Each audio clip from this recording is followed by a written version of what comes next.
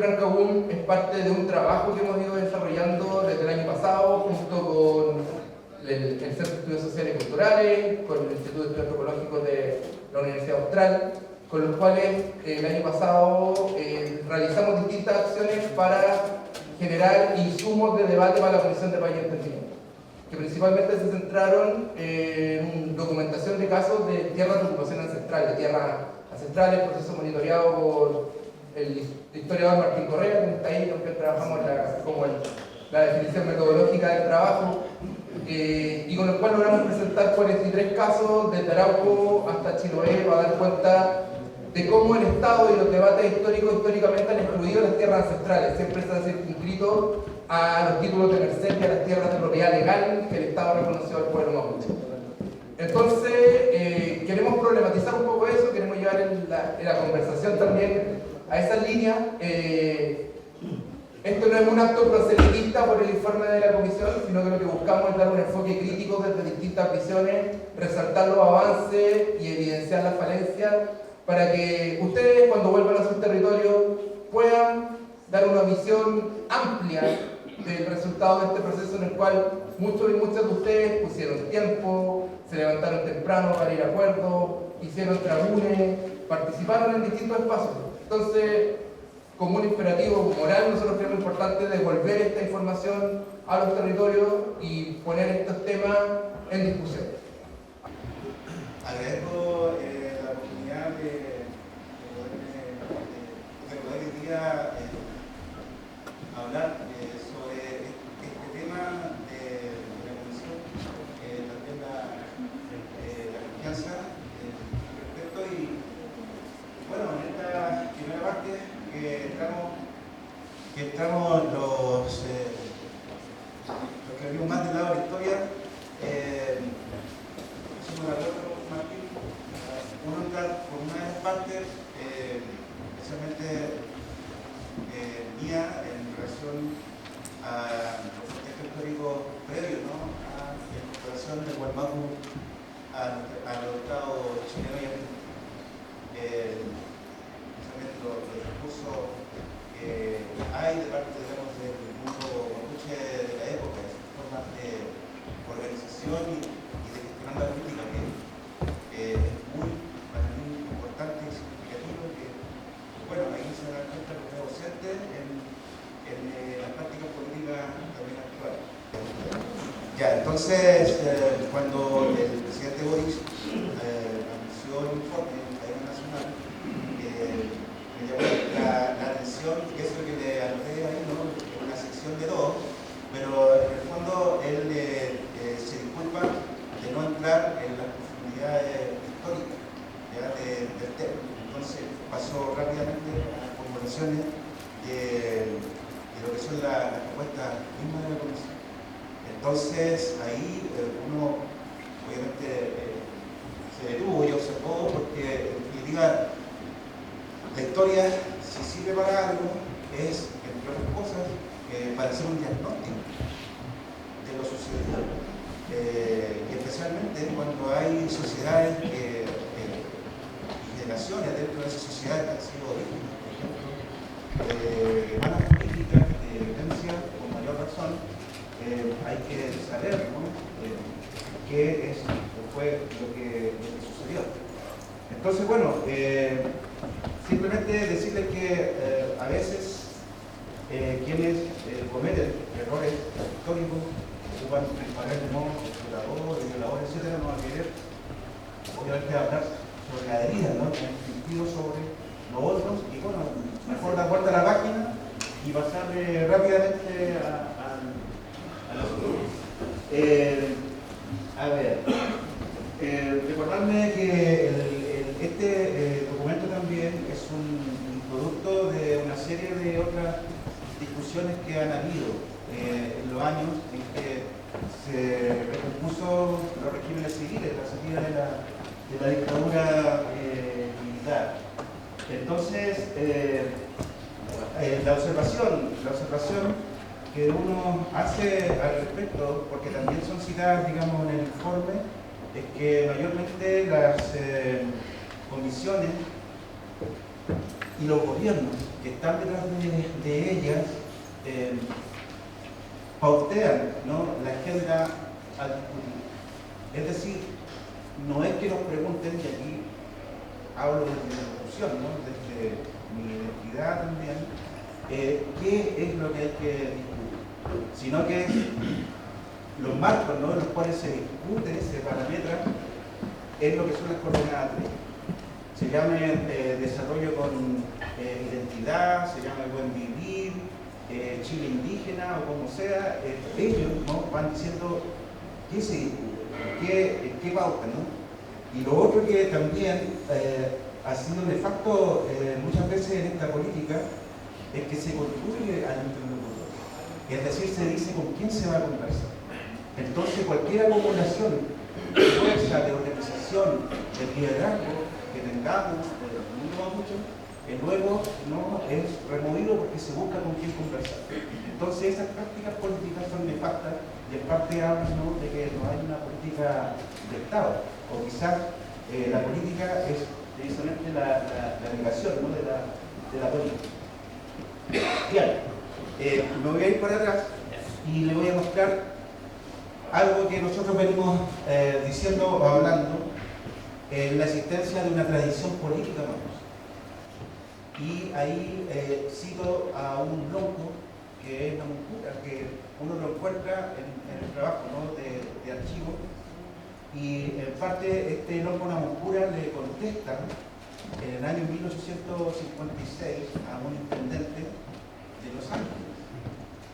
Ese intendente de Los Ángeles es la cabeza de la provincia que se llamó de la Araucanía. Esa es una provincia que en 1852 el Estado de Chile creó sin ninguna consulta previa, libre, informada, sin ningún parlamento obviamente intermedio, sino que simplemente la impuso a la provincia. Y creó una figura que era el intendente. Y ese intendente se le ocurrió llamarlo al lonco y decirle: vengan a mí y díganme qué es lo que están haciendo, qué es lo que quieren hacer, ¿no? Y el lonco le responde algo que para mí es muy potente y que creo que está en esa tradición política que en parte cuestiona mucho a estas políticas de las comisiones. ¿Cómo lo puedo ver? Ustedes pueden leer, simplemente le voy a sintetizar que en el fondo le dicen: miren, nosotros no somos ratones para ir a conversar en una cueva. ¿Ah? Se refiere a esta práctica de: oye, ven para acá, siéntate, conversemos y arreglemos entre cuatro paredes. Y él está diciendo en el fondo: todo lo que nosotros conversamos tiene que ser transmitido, sabido, ¿no?, y tiene que llegar a todos lados.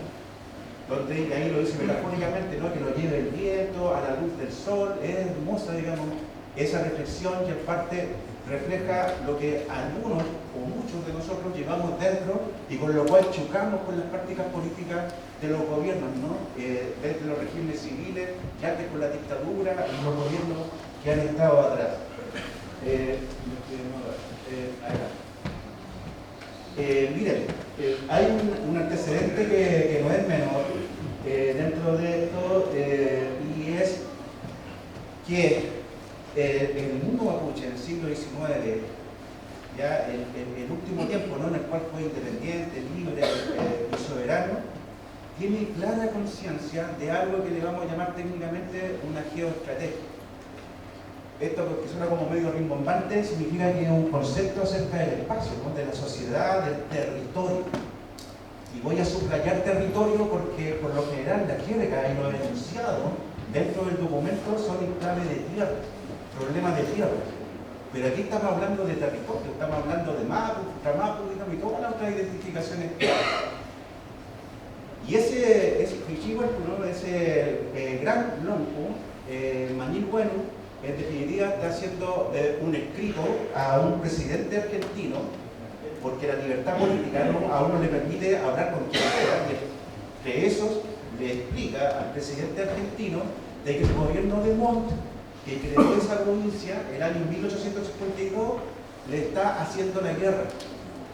Y lo dice en esos términos, ¿no? Nos están haciendo una guerra y nos están quitando la tierra y nos están quitando la libertad. Ya hay una frase que es para el bronce porque él se encarga de repetirla en todos los espacios que está, y yo estoy seguro que éramos curas que lo vimos delante, y los otros locos de esa época, y muchos, ¿no?, de los que hoy día seguimos pensando en ellos, los tenemos en la memoria, tienen claro que el límite de la sociedad mapuche con la sociedad chilena que se está construyendo al norte del río Biobío es ese río, ¿no?, el río Biobío. Y existe un límite, existe una frontera y existe una forma de proceder. Y la forma de proceder no es a través de leyes indígenas y creando instituciones a espaldas de la sociedad, sino que es a través de los parlamentos. Por eso que él recuerda, ¿no?, que en el Parlamento tanto de tal año se ratificó el río Biobío como la frontera, y ese es el espacio que hay que respetar. Aquí no me estoy refiriendo siquiera al Parlamento de Tapigüe, que se menciona en el informe, ¿no? Pero se menciona prácticamente como un antecedente. Pero lo importante es que si bien en la memoria de Mañín no aparece en esta, ¿no?, el antecedente de Tapigüe, aparece en otros parlamentos, porque la sociedad mapuche hizo muchos parlamentos con el mundo español y también con el mundo chileno, y hoy día son de clasificación importante las que se están haciendo, las cuales se están andando, ¿no?, esas resoluciones están dándose a la luz pública. Bien, el otro antecedente, que no es menor, porque el informe, cuando habla o no habla del tema, del problema de las tierras, no se refiere a algo que yo creo que está en nuestra conciencia y producto de nuestro ejercicio y de nuestro trabajo, lo hemos vuelto también una conciencia histórica, que es la idea de que aquí lo que cambió la situación, lo que dio vuelta a la tortilla, es una guerra. Es una guerra.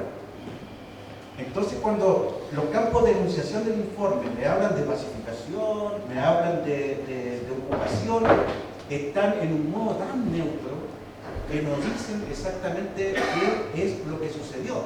Entonces yo saco las fuentes y miren, ahí tienen los libros del Ministerio de la Guerra, ustedes los pueden revisar y se pueden encontrar ese tipo, digamos, de citas, ¿no? Y miren lo que hacían, lo que oficiaban el Mercurio, el diario este que conocemos, que lo mejor que se podía hacer, ¿no?, con los indios era hacer una buena guerra y dentro de eso quemarle las rucas, quemarle las cementeras, ¿no?, y todo lo que era posible.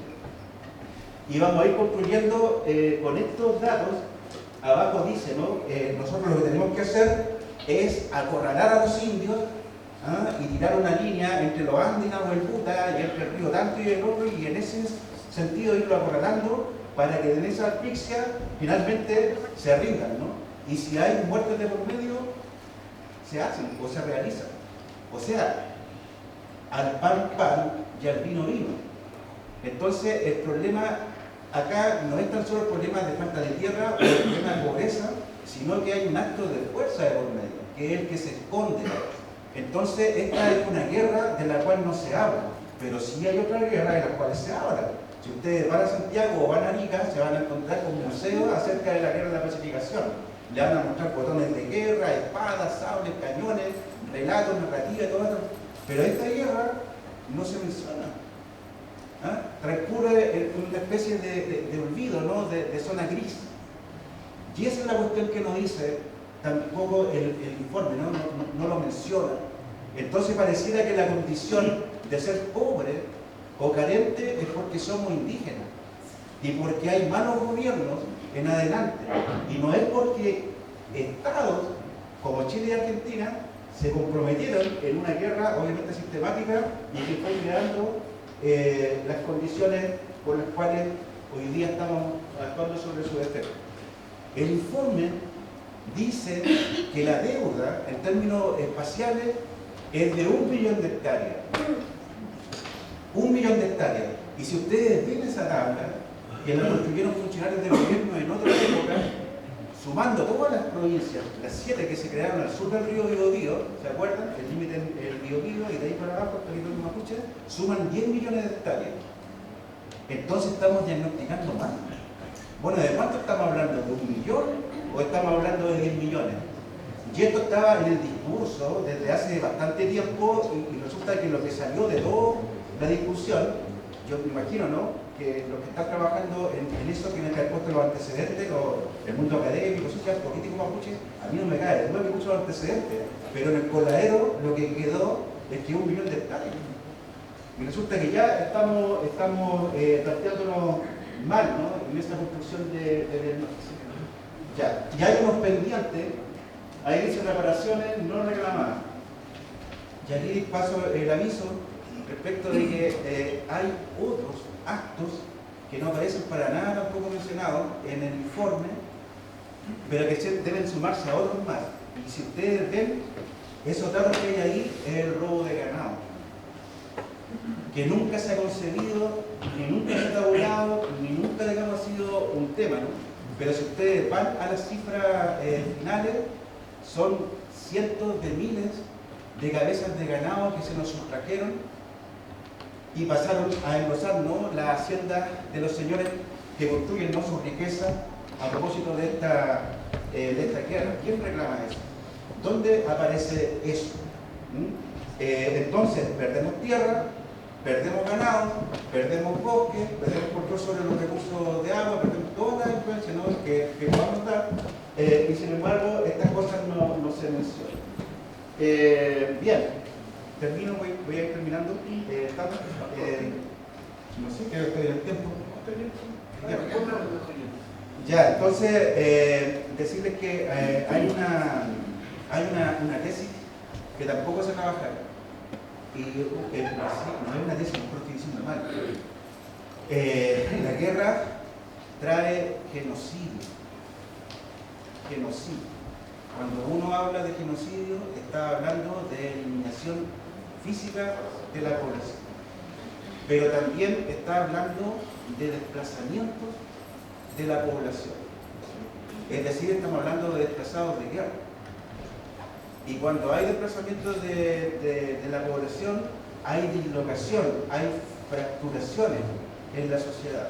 Yo vivo en una comunidad que originariamente era de la zona de Renaico, de Huelenico, y terminó 80 kilómetros más al sur, en Curaco Transmitani, ahí en Angol, porque la guerra empezó en 1860 y tuvieron que escapar de ahí.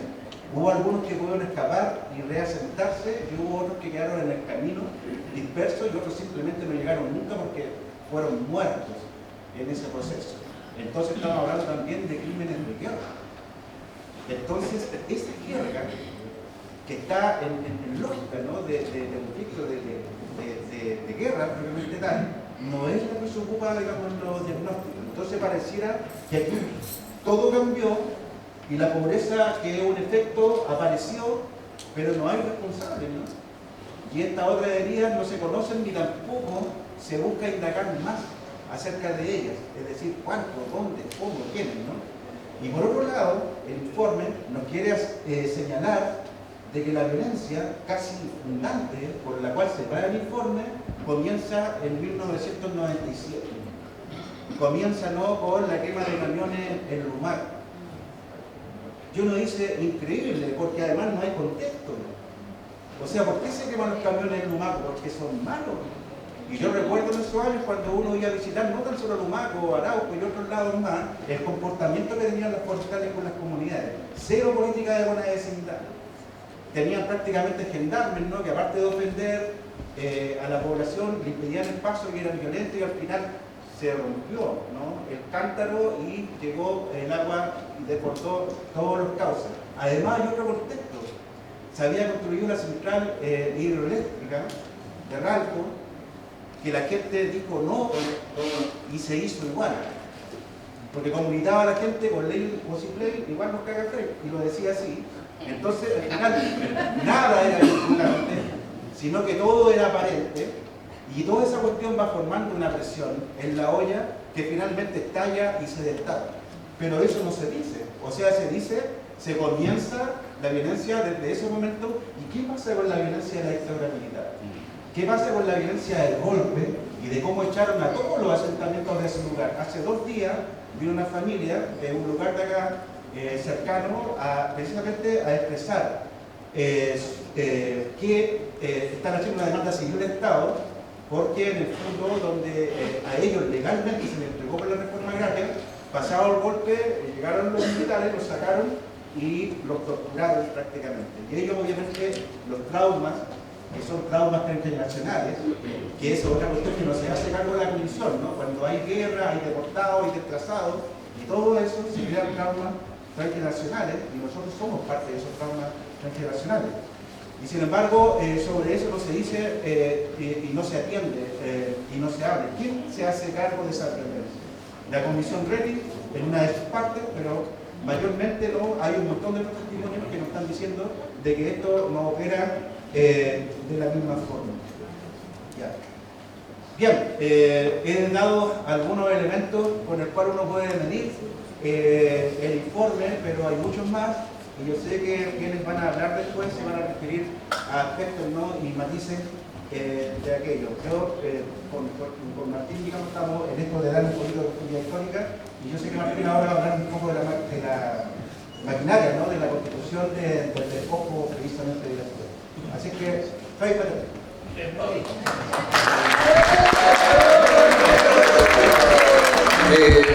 agradezco la posibilidad de estar acá. Voy a tratar de contar una historia que empieza mucho tiempo, pero no tanto tampoco para la memoria mapuche. Bien lo decía Pablo, aquí necesariamente, como nosotros somos historiadores, como la memoria forma parte de la identidad del pueblo mapuche, y pasó todo esto recién, la ocupación militar de Hualmapu hace 120, 130 años. O sea, lo que me cuenta mi abuelo se lo contó a su abuelo, 3 generaciones nada más, ayer. Hay que ir hacia el pasado. Y cómo se van produciendo cambios determinados en lo que fue el despojo territorial y la contribución de la propiedad particular en el territorio mapuche.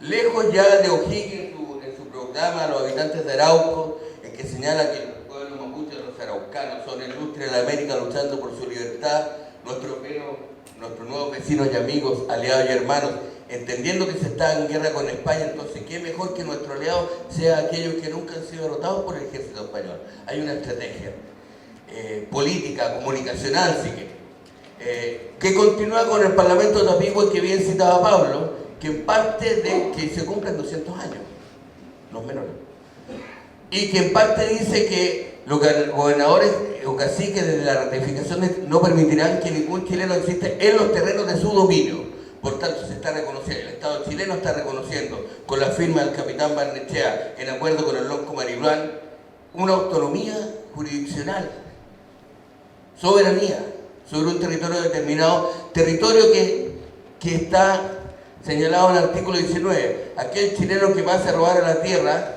y sea aprehendido será castigado por el cacique bajo cuyo poder cayere, así como lo será con arreglo a las leyes del país el natural que se pille en robo de este lado del Biobío. En la parte que está subrayada ahí dice que pase a robar a la tierra, o sea, a la Mapu, o sea, al territorio mapuche. No le vamos a pedir que pongan al territorio mapuche, a la Mapu, pero ahí sale. Y luego el país, ni siquiera Chile. ¿Y cuál es la frontera? El lado del Biobío. O sea, este lado del Biobío, hacia el norte, Chile, el país, y hacia el sur, la Mapu, la tierra, que es la línea divisoria de estos nuevos aliados y hermanos. Esto cambia a partir de 1850, donde empieza el proceso de estigmatización del pueblo mapuche. Ya no son aliados y hermanos, hay un gran territorio al sur del Biobío que está ocupado por flojos, borrachos, bárbaros, malhechores, salvajes. Y ahí está el correo de Concepción, alarma en Arauco. Grande ha sido el alarma que en estos últimos días se ha esparcido en los círculos rumores de que vienen los araucanos, los bárbaros de Arauco, 1860, el Mercurio, bien lo citaba Pablo, el Mercurio, el primer dueño del Mercurio fueron los Bunster, después llegaron los Edwards, no sé qué será peor. Bunster, el rey del trigo, 80.000 hectáreas en Malleco, el dueño del tren, que todavía tiene una estatua en la plaza Bunster en Angola. ¿Y para qué? Para ocupar el territorio mapuche. Tenemos ahí el proceso de pacificación que no sale en ningún libro de historia, que no sale en ningún discurso, no sale en ninguna ley. Nunca se habla de pacificación hasta 1867, que lo hace Vicuña Maquena, porque todos todos tienen pueblos, nombres, calles, Vicuña, Puerto Vara, Puerto Montt, Puerto Domínguez, Puerto Saavedra, Teodoro Smith.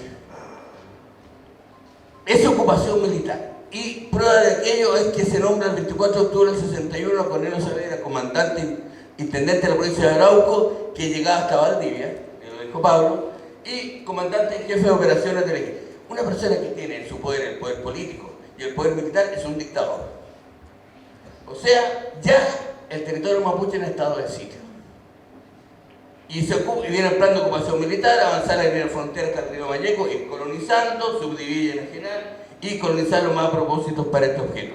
Y se avanza la línea de frontera y se avanza a través de fuertes. Y todos los fuertes que se fueron construyendo es el origen de las actuales ciudades de Puelmán. Angol, Lorenco, Paraco, Purquén, Chihuahua, Angol, Los Sauces, Victoria, Temuco, Traiguén, Purén, Lonquimay, todos fuertes. Y hoy día son ciudades. Entonces, el origen ya es violento, no es un encuentro de civilización, no es pacificación. Esto es como un efecto especial. No, sí está, efecto especial, porque ahí no se alcanza a leer, ¿cierto? Pero Plano de Arauco del día con la designación de la antigua nueva línea de frontera contra los indios. Es un plan oficial, de 1870. Y ahí está la línea de frontera. Esto sí, ¿cómo lo hace? Ah, ahí está la línea de frontera. Cuando va creciendo. Dele la mierda. Estamos.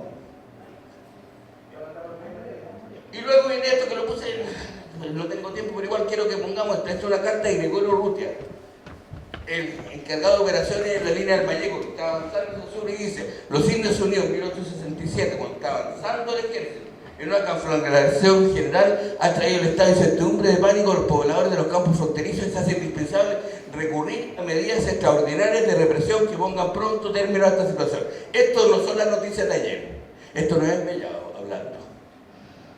Medidas extraordinarias de represión. Ya se plantea en el año 1867. El mismo jefe militar escribía de la zona que está al sur del río Mayeco como el asiento de la rebelión y la guarida de los fascinerosos, la zona roja, ya estigmatizada. Y viene el proceso de remate. Detrásito del ejército, a medida que va avanzando y haciendo líneas de fuego, viene el Teodoro Smith, que también tiene pueblo, y se va rematando el ejército. O sea, en Hijuela se va rematando todo el territorio, Hijuelas de 500 hectáreas, colindantes entre sí, que son el origen de los fondos actuales. Esto es fundamental porque la demanda territorial de la gran mayoría de las comunidades mapuches son las tierras antiguas, aquellas que no fueron reconocidas por el Estado. ¿Y por qué? Porque los remates empiezan en 1873, 1875 y señalan: es conveniente proceder a la enajenación de dichos terrenos tanto para el fomento y desarrollo de la agricultura en aquellos lugares como para procurar la mayor seguridad de la misma frontera. O sea, desarrollo y seguridad. Esos son los criterios, ayer y hoy. Y ahí está el listado. A partir de 1873, 1875, 1871, 1881. ¿Y por qué es importante esto? Porque el proceso de remates es previo al proceso de titulación por título de merced. Por tanto, a los mapuches no se les reconoce el dominio, lo que ocupaban ancestralmente, las tierras antiguas, las tierras de uso tradicional, sino aquello que queda del remate a los particulares. Porque fue ese el proyecto país, en términos actuales, que guió lo actual. De ahí el nombre de reservas, que es lo que el Estado reserva para la comunidad mapuche una vez que reconoció todos los colonos. El nombre de reducción ya sabemos por qué. Y ahí tenemos un caso. Ahí vemos, así fue el remate en la carta de colonización de Boloña, en la zona de Victoria.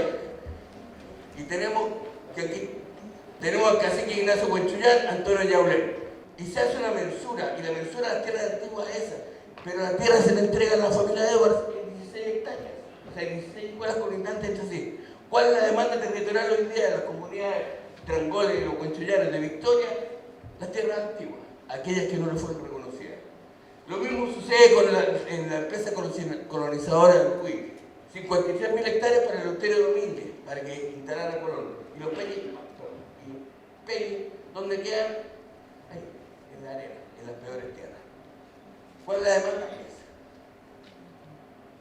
Esto pasa en Mayeco y en Cautín. En Arauco, Alto Biobío, Valdivia, Osorno y Chiloé, es a través de engañosos mecanismos notariales. Tenemos cómo aquí a Juan de Dios Mafil, los hermanos Fuglogen, desembarcan las tierras del Fundo Maihue por no pago.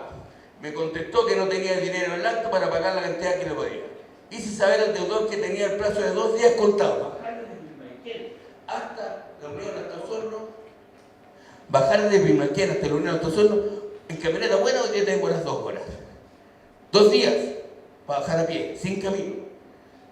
La presente diligencia no firmó el deudor y depositario por no saber, o sea, no sabía leer ni escribir. Así se formó la propiedad.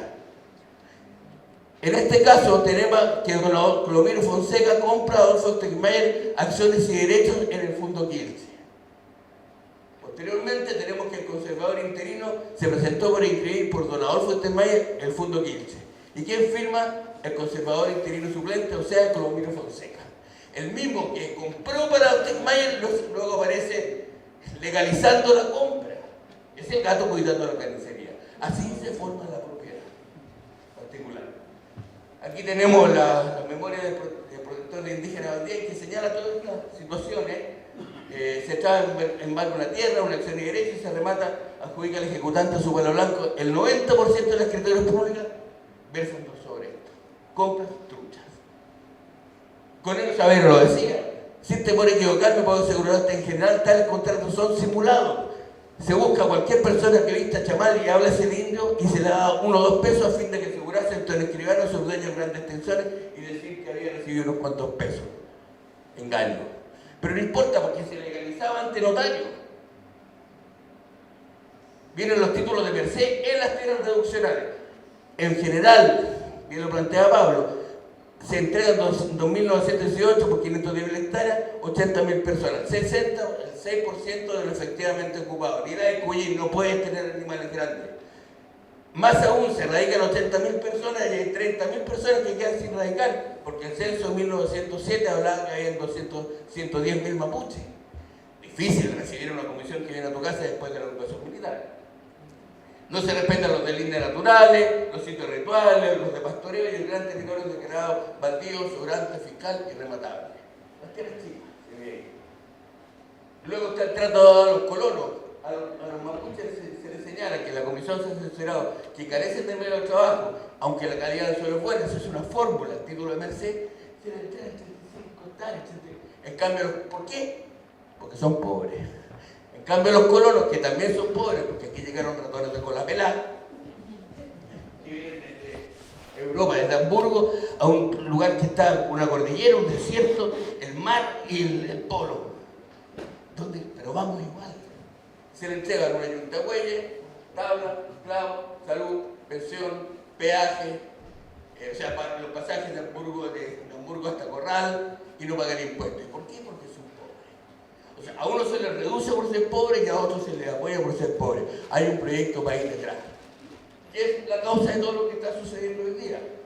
Luego tenemos las memorias ministeriales. Quiero leer lo que señala don Eulogio Robles, que fue ministro de la Corte Suprema y abogado protector de indígenas. En una comisión, esta no es la primera comisión que se hace, ha habido muchos, bien lo decía Pablo, se trasladan 3 meses representantes de distintos sectores políticos del Parlamento y dice: se aplica la ley en sentido inverso, el fisco dispuso lo que quiso y en el resto se radicó los sitios. Lo dice él hace 110 años. No lo estamos diciendo ni nosotros ni yo. De aquí los conflictos y enredos de todo género. De aquí la desigualdad en la adjudicación de los terrenos. Al paso que empresas particulares se conceden millones de hectáreas, a los indígenas de algunas zonas apenas se alcanza a 2 o 3 hectáreas por persona. Ese fue el diagnóstico. Se ha dicho en estos días también, y bien lo decía Pablo, insisto, ¿hasta cuándo diagnóstico, soluciones? Esto es parte del diagnóstico, que no se integra. Y se dice hace 110 años. Hoy día se está cosechando lo que se sembró. Concluir señalando que todas las comisiones que se han construido, siempre la solución que se ha propuesto es la reconstitución de los títulos de merced. Los títulos de merced fueron un castigo. No puede ser la solución.